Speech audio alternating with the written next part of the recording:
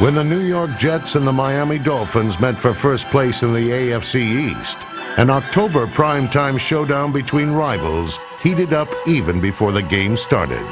Hey, Jason! Jason, let me... Pretty boy! You're nothing but a pretty boy! This dude been talking since we got out here. That clown right there in the front row.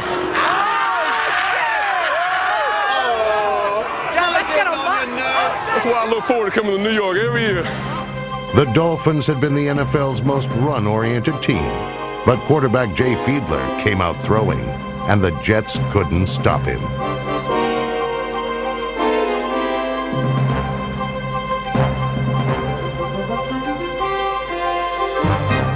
Let me see OG jump over that guy. Half of Miami's first 16 plays were passes, and the Dolphins scored on their first two possessions. Chan Gailey, the last 2 years, the Cowboys head coach, the offensive coordinator for Miami. Sends in this play. Oh, it is Leslie Shepard. Touchdown. Three receivers to the left side. The middle one's Leslie Shepard. They run everybody off. They caught him in the zone, and like you said, they spread them out. Nobody down the middle of the field. Leslie Shepard just runs a deep post. Barely 5 minutes into the game, Miami led 10-0. The Jets fans were in shock, but no one was more stunned than head coach Al Grove. And on its third possession, Miami's offense continued to be stunning. Smith follows Conrad around the right, leaps over a defender. He's to the 40, the 45, gets away from Frost. He's at the 40 and going down the sideline to the 15, the 10. Touchdown, Miami! Lamar Smith on a 68-yard run for a touchdown. Oh, man alive. Is anybody going to tackle anybody here? Lamar Smith had great blocking up front, and then it was the Lamar Smith show. And he left Jet defenders in his wake, and then it was nothing but green grass and the end zone. How about that? Having fun, man, especially when it's like this. We got behind 17-0 after only 6 plays on offense, so your plan goes kind of down the drain at that time. You have to get back in the game quickly, so we had to retool and go in a different direction. We're going to try to do something big to get the momentum back. This was the largest deficit the Jets faced all year. Here's Testaverde back to pass. Good protection. Throws over the middle. It's picked off. Intercepted at the 43-yard line. Sam Madison. In the second quarter, Miami led 20-0. And there were barely 7 minutes remaining in the half before the Dolphin defense yielded a first down. We're too fast for that. We're too fast for that. Whatever could go wrong for the Jets was going wrong in a big way in front of millions on Monday Night Football. Line of the field. It is intercepted. Picked off down the far sideline. Patrick Surtain. Boy, I'm liking this. You all right? Crap, man. How can you not be when you only got 15 off? The Jets' only response to Miami's attack was a scoring pass from Vinny Testaverde to Wayne Corbett just 51 seconds before halftime. But that was quickly forgotten when Miami countered with a field goal that gave the Dolphins a commanding 23-7 lead. It was nice going into halftime with the lead. 20? But we did talk at halftime about, the game's not over. It's still, we got 30 minutes left, and anything could happen. And, let's not go out there and let it have a letdown. Al Grove hoped the halftime break would revive his team, in particular, Vinny Testaverde. Right off the bat, baby. Yes, sir. They ain't coming back on us. No, come on now. In the third quarter, the Jets' mistakes continued. Looking over the left side, fires over the left side, overthrows his man, intercepted. And Testaverde continues to be way off tonight. That is the third pick of the evening. Marcus Coleman's interception was encouraging, but trailing 23-7 with just over 3 minutes to go in the quarter, the Jets had to gamble. Fourth down for the Jets. A fourth down at about 3 inches to go for a first down. And hands it off to Richie Anderson. He is not going to get it. Richie Anderson is going to lose yardage on that play. How about that, Dolphins? He ain't get it. I can't remember when I've seen that many people ahead of the exits in a 16-point ball game with 3 minutes to play in the third quarter. Oh, they heading for the exits, though. Heading for the exits. The Dolphins had lost their 4 previous meetings with the Jets, a streak that seemed destined to end as Lamar Smith gave Miami a 30-7 lead as the third quarter ended. Now they can leave, Joel. They're on their way. They are on their way. Where they going, dog? It's still early. Where y'all going? And with a whole quarter to go, this game is over. It's to a jersey. Agreed. The Jets were frustrated. Al Groh was furious, but he still believed in his team. Well, I think my parents, who used to call me the terrible-tempered Mr. Bang, probably would say that I've been that mad before, but what the players see in the face of the head coach is always important. And I wanted them to see that I truly believed that I was willing to fight to win the game, but looking at the looks that I saw and the disappointment and kind of the droopy eyes, I didn't know if that fight was there, but I damn sure had it, and I wanted to make sure that everybody else did too. With Miami leading 30-7 as the fourth quarter began, many New York fans headed home to the city that never sleeps. Unfortunately for them, that's when their Jets finally woke up. Then he back to throw again, wanting a touchdown, lobbing into the end zone, and it's intercepted. No, it's Oh, it's a touchdown. It was taken away by Cole. How did he catch that one? Cole's catch was an interception. Cole's intercepted the ball from Madison. That ball was intercepted for a second, and Cole's just ripped it out of the hand. He took it out of Sam Madison's grasp. Hey, say that's a good catch, man. Don't worry about it. And that was the touchdown that got us started and probably the least artistic of them all. So I think probably that's one that really kind of opened the spigot for us. You got to look at that one play and say, well, if Madison makes the interception, the Jets are dead. We thought they were dead earlier. They would have really been dead then.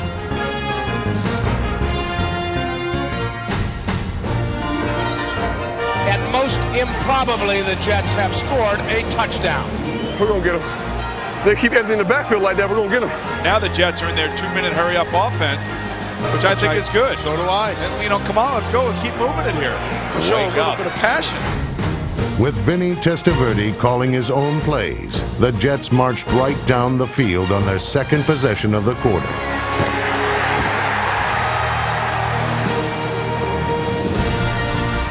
And when Testaverde found tight end Jermaine Wiggins for a touchdown, the Jets were within 10 points of Miami. Give up 20 points. It's unreal. Offense getting complacent. We're starting to bend a little bit. We got to pick it up.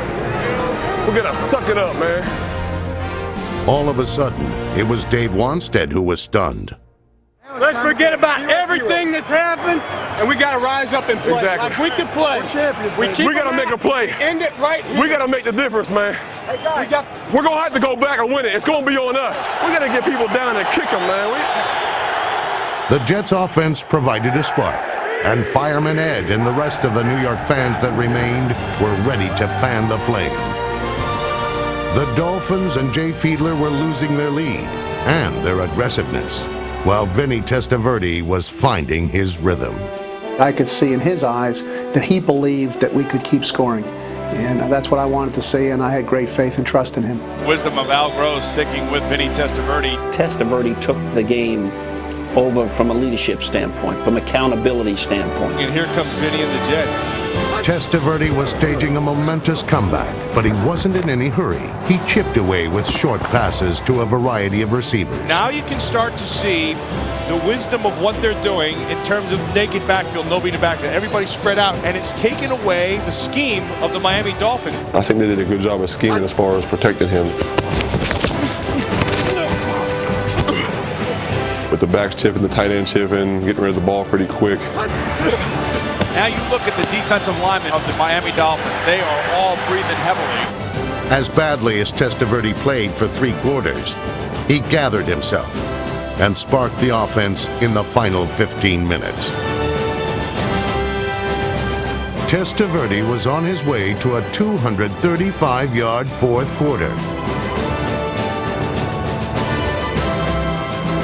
And after John Hall connected on a 35-yard field goal with just under 6 minutes remaining, the Jets trailed by just a touchdown.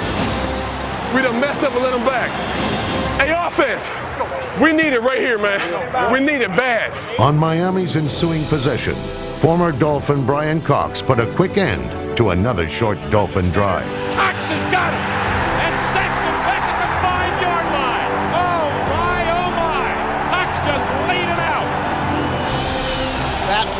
very, very ugly. This is total disbelief by the few thousand that still remain. And for those Jets fans who left this stadium about an hour ago, have we got news for you? I was very appreciative of those who stayed. We certainly hadn't given them much reason to do so, other than the hope that was in our heart, and there was no camera there showing that. You know, only we knew that. Their enthusiasm throughout the fourth quarter, it was as if there was 200,000 people there. It is beyond comprehension. We are in the midst of a meltdown of classic proportion. We had all the momentum in the first half. Everything was going our way. And it seemed like, you know, in the fourth quarter, things started snowballing a little bit, and they started picking up a lot of momentum. But in the back of our minds, back of my mind especially, I just thought one play is all it's going to take. We just need one play, baby. We just need one play, man. Give me a second, I'm going to get there. I'm telling you. Give me a second, I'm going to get there. One big sack and a fumble or an interception or, you know, maybe a defensive score, you know, the place is going to empty out. We got the ball game, let's go home. Right now. Make something happen. We can never stop the avalanche. The Dolphins were being buried under a barrage of passes. And with just under 4 minutes to go, Miami's lead completely melted away.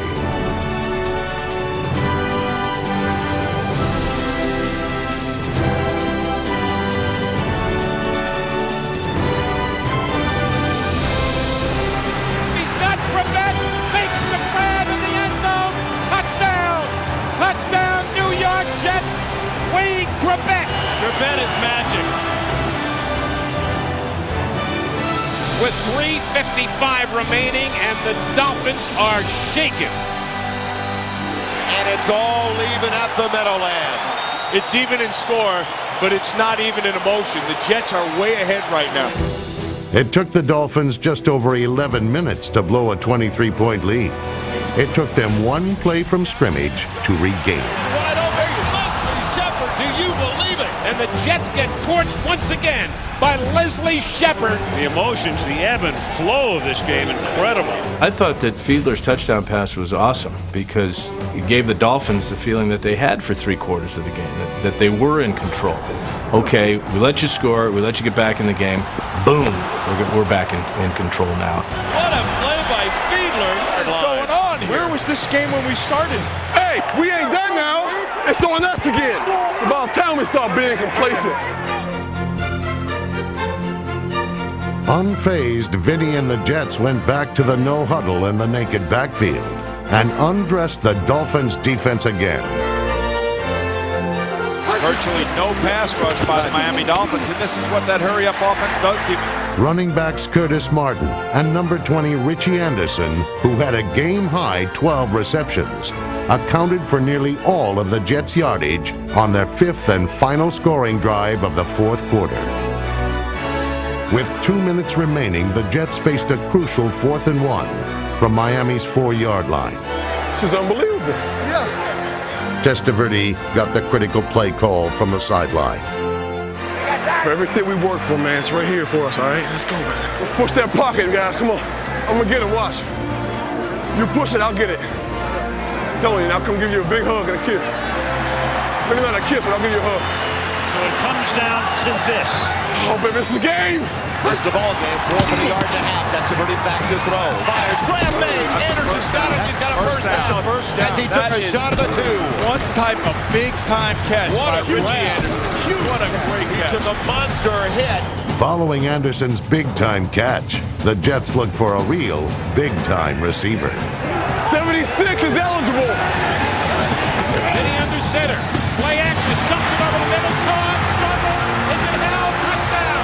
Touchdown. And Jumbo Elliott. We ought to be embarrassed, man. It's disgusting. It's disgusting. Jumbo got tight bump and run coverage from the outside. Gave a little shake to the inside. Don't analyze this thing out. Big man almost dropped it. Big man almost dropped it. He thought it was a hamburger. What next in this game? Jumbo checking out the Jumbotron here at Giant Stadium. What is going through Jumbo Elliott's mind as he first bobbles that ball? Holy smokes. This is going to be OT, boys. Consider this about the fourth quarter of the Midnight Miracle. Following Lavernius Cole's touchdown, which made the score 30-13, the Jets decided to go for 2 points. Had they kicked the extra point, they might have won the game in regulation. Why are they going for 2 points here? I just don't go for 2 until I have to. You're chasing ghosts. John Hall's game-tying extra point was nearly missed, and it marked the end of one of the wildest 15 minutes in football history. In the fourth quarter, Miami registered 1 first down. The Jets, who took over 23 minutes in the first half to earn their initial first down, had 20 in the quarter. Vinny Testaverde threw 26 passes in the quarter. He was not sacked, and he joined Joe Montana and Ken Stabler as the only other quarterbacks to throw 4 fourth-quarter touchdown passes in a game. 3 of Testaverde's strikes went to players who had never scored an NFL touchdown. You look at the 3 touchdown passes that got the Jets where they wanted to go. Lavernius Coles had no business catching that ball. Sam Madison should have picked it off clearly. They get a tight end free in the end zone being guarded by Trace Armstrong. That's a pretty good matchup. And then the trick play to Jumbo Elliott, who did his best to drop it before catching it. I think you got 3 of the most unique type of scoring plays you'll ever see, and there's something special about the Jets. Somehow New York scored 30 points in 15 minutes without a Miami turnover. The Dolphins did, however, commit 9 penalties in the fourth quarter. I cannot believe we got all them penalties. We ain't got to call all day, man. I ain't gonna complain. I'm gonna keep playing. I would like one, though. I'd like one. With the Jets scoring so often, Miami's Brock Marion was busy. He had 142 yards and kickoff returns in the quarter, and he gave Miami good field position to begin what fittingly would be a bizarre overtime. Hey, everything else that happened is over. It's a new game now. The direct snap to Fiedler. Looks to the left. The slant picked off by Marcus Coleman. He's to the 40, then he fumbles the ball, and it is recovered by the Dolphins. It's a first down, right? It's a first down, right, for us? First down. First down. Marcus Coleman had made the play, and then Thurman Thomas knocked it loose. That's a hell of a way to get a first down. What? It goes with the entire evening. It fits. Talking about lucky. He's talking about lucky. Marcus Coleman is sick. Well, you know, you get only so many chances to really make a significant play. Marcus Coleman had his chance. My stomach is like turning right now, man. One more first down, and they'll be in field goal range. It's on. They pick it up and throw out to the left, and Coleman makes another interception. And they call him down at the 33-yard line. It will be Jets ball. Gadsden tried to come back to the ball, and I think he slipped a little bit, and Coleman went right over the top of him. Like I said before, you only have so many chances to make a play in a football game. I think he was listening. Run your team, baby. Run your team. New York continued operating out of a no-huddle in overtime. And when Vinny Testaverde found Wayne Corbett, the Jets were in field goal range. Move the chains, baby. Move the chains. Testaverde's final pass of the night, however, nearly ruined a masterful comeback. Another look. Yes, it hit the ground. Good call. At 1:22 a.m., John Hall ended the longest Monday night game ever. Any chance his foot can fall asleep? And completed the greatest comeback in Jets history. 40 yards. It's up. It's on its way. Long enough. High enough. It's good. And the Jets win in overtime.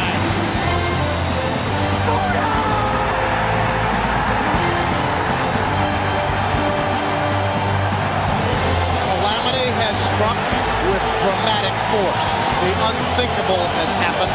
The Dolphins are losers today. John Hall has completed an improbable comeback by the New York Jets, who have knocked off the Miami Dolphins 40-37 after trailing 30-7 going to the fourth quarter, when yours truly said this game was over.